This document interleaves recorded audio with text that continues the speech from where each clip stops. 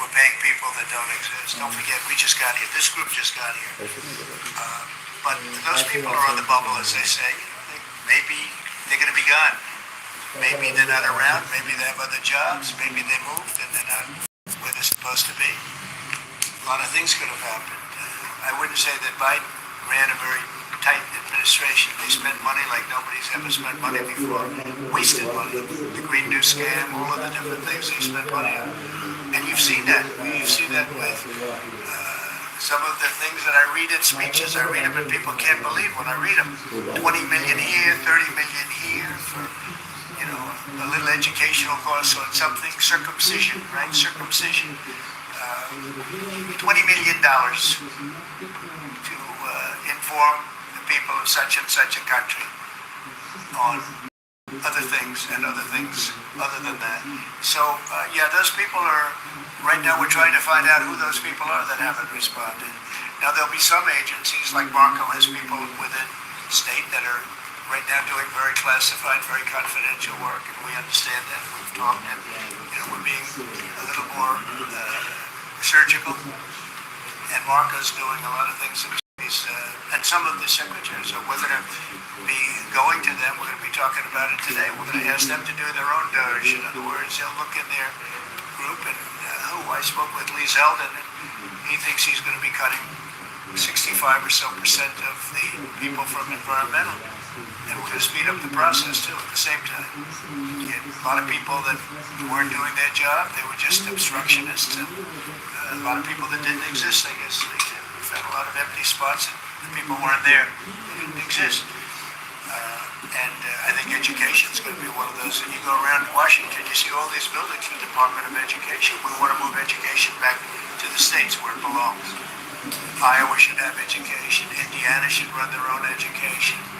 You're going to see education go way up. Right now, we're ranked at the very bottom of the list, but we're at the top of the list in one thing: the cost per pupil. We spend more money per pupil than any other country in the world, and yet it's Denmark and Norway, Sweden. And I hate to say this, and we're going to get along very well with China, but it's a competitor. They're at the top of the list. They're among the top 10 usually, and they're a very big country, so we can't use that as an excuse, right? Because we're a very big country too. We were ranked last time under Biden. We were ranked 40 out of 40. They do the 40 certain nations that they've done for a long time. It seems to be 40 for whatever reason, and we were ranked number 1. A year ago we were 38, then we were 39. We hit 40, and so we're last in that, and we're first in cost per pupil. So I would say it's unacceptable. Lawrence, you have something? So, Mr. President, I know you like competition, and I know it's early, so which department are you most impressed with? And then to Mr. That's the first one. Which department have you received the most resistance from? Mr. President, well, I think both of those questions are a little bit, you're a pretty controversial guy. Look, it's very early. Right now, I think I'm impressed with everybody. So far, everybody. If I wasn't in the first month, and some of them just got here, they just got approved 2 days ago, right? But I think I'm very impressed with everybody. So far, I'm very happy with all of the choices. I think that Elon has done incredibly with some groups, and some groups are much easier than others. And it's true, state is a very difficult situation. We're right now negotiating very successfully, I think, with Russia and with Ukraine, and we have a lot of countries involved, and we have to be a little bit careful what we do and who we're terminating. But Marco's doing that I think he's going to be very precise. It's going to be, we're cutting down government. We're cutting down the size of government. We have to. We're bloated. We're sloppy. We have a lot of people that aren't doing their job. We have a lot of people that don't exist. You look at Social Security as an example. And you have so many people at Social Security where, if you believe it, they're 200 years old. And what we're doing is finding out the checks going out for that. And if somebody cashing those checks, who's maybe 35 years old, okay? So there's a lot of dishonesty, there's a lot of fraud. But I think at this moment, I'll take Elon off the spot. I think that he's impressed. He said it very well, better than I can say it, that he's impressed with the people in this room, very impressed. And I am too, and it's too early to say, but I think everybody's on board. They all know. We want to balance a budget. We want to have a balanced budget within a reasonably short period of time, meaning maybe by next year or the year after, but maybe even sooner than that. Mr. President, your number one issue is the border. We just got new information that they're doxing our federal agents. They're putting their personal information out there, these activists, and they're disrupting the operation. So you got Trinidad. We have activists, that's true. So what are we going to do about the activists? Yeah, a lot of those activists are acting illegally, and we'll give that to our Attorney General, and she'll take a look at that very strongly. But we also having tremendous support from Border Patrol, from ICE. The ICE agents have been unbelievable. Border Patrol, their leadership at Border Patrol has been incredible, and they're working very well. And as you know, I saw you reporting it this morning, actually, we set records on the least number of illegal aliens coming in, migrants coming in, that we've had in more than 50 years. And we did this all within a period of weeks because we took over a mess. The world was pouring in. And remember, from jails and prisons and mental institutions and insane asylums, and there were gang members and drug dealers. Anybody wanted to come in, they came in, from not just South America, from all over the world. So it's amazing what they've done, and Christie and Tom Holman, the job they've done has been absolutely amazing. We set records for, and we want people to come into our country, by the way, but they want to come in, they have to come in legally. I want that to be really understood. We want people in our country, but they have to come in legally. Can I follow on that, Mr. President, about the Trump gold card idea that you unveiled yesterday? I have way more information, but the question is, does this reflect a view on your part that the American immigration system has never been properly monetized as you feel it should be? Well, not so much monetized. It hasn't been properly run.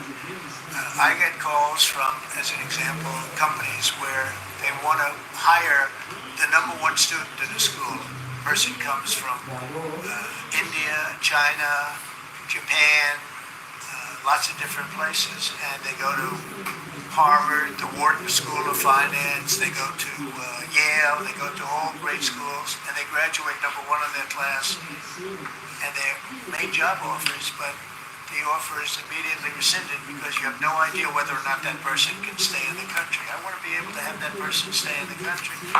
These companies can go and buy a gold card, and they can use it as a matter of recruitment. At the same time, the company is using that money to pay down debt. We're going to pay down a lot of debt with that.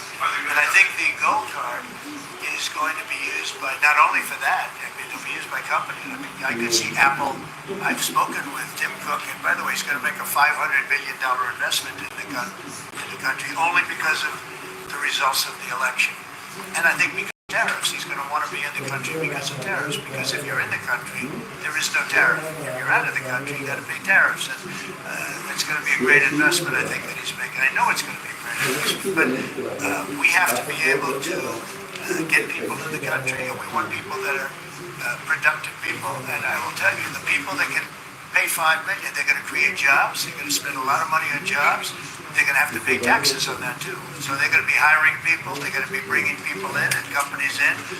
And I don't know, maybe it will sell like crazy. I happen to think it's going to sell like crazy. It's a bargain.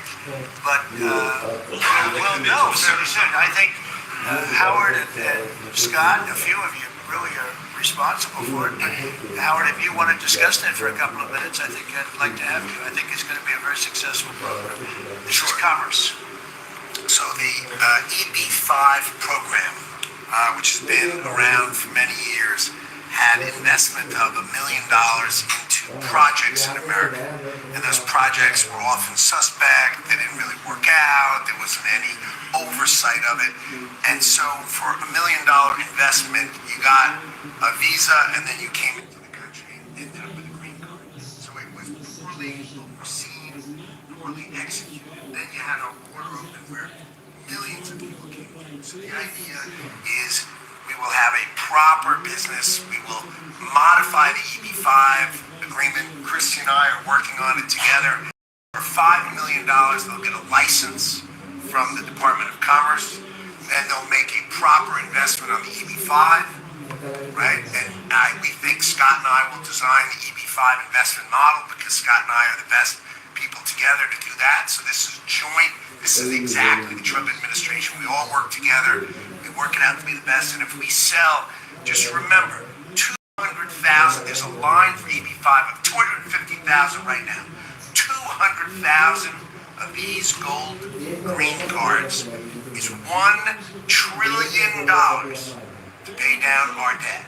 And that's why the president is doing it, because we are going to balance this budget and we are going to pay off the debt under President Trump. And to qualify, do you have to promise and make a commitment to create a certain number of jobs here in the U.S.? Because not all these people are going to be job builders. There'll be successful people, or there'll be people that were hired from colleges, like sort of like paying an athlete a bonus. Apple or one of the companies will go out and they'll spend they'll buy 5 of them and they're going to get 5 people. Look, I've had the complaint from a lot of companies where they go out to hire people and they can't hire them out of colleges. And you know what they do? They go back to India, or they go back to the country where they came, and they open up a company and they become billionaires. And they're employing thousands and there are a lot of examples. There are some really big examples where they were forced out of the country. They graduated top in their class at a great school, and they weren't able to stay. This is all the time you hear it. And the biggest complaint I get from companies, other than over-regulation, which we took care of, but we're going to have to take care of it here because a lot of that was put back on by Biden. But the biggest complaint is the fact that they can't have any longevity with people. This way they have pretty much unlimited longevity. Also with the 5 million, that's a path to citizenship. So that's going to be, it's sort of a green card plus, and it's a path to citizenship. We're going to call it the gold card, and I think it's going to be very treasured. I think it's going to do very well, and we're going to start selling hopefully in about 2 weeks. Now, just so you understand, if we sell $1 million, right, $1 million, that's $5 trillion. 5 trillion. Howard was using a different number, but that's $5 trillion. If we sell 10 million, which is possible, 10 million highly productive people coming in, or people that we're going to make productive, they'll be young but they're talented, like a talented athlete. That's $50 trillion. That means our debt is totally paid off, and we have $15 trillion above that. And now I don't know that we're going to sell that many. Maybe we won't sell many at all, but I think we're going to sell a lot because I think there really is a thirst. No other country can do this because people don't want to go to other countries. They want to come here. Everybody wants to come here, especially since November 5th. All these people will be vetted, okay? Mr. President of Ukraine, can you talk a little bit about what type of security guarantees you're willing to make? Well, I'm not going to make security guarantees beyond very much. We're going to have Europe do that because it's we're talking about Europe as their next door neighbor.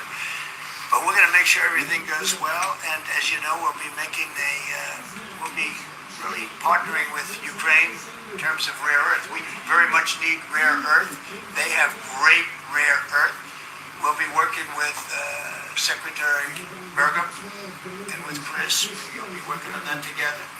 And we're going to be able to have tremendous, this gives us, because we don't have that much of it here. We have some, but we don't have that much. We need a lot more to really propel us to the next level to lead in every way. We're leading right now with AI. We're leading with everything right now, but we need resources. We have to double our electric capacity. We have to do many things. We have to really triple, if you think of it, the electric capacity from what we have right now, if you can believe it.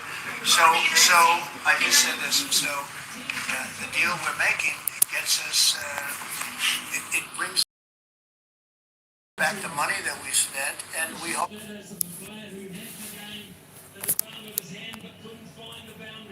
Kesin bana kadın.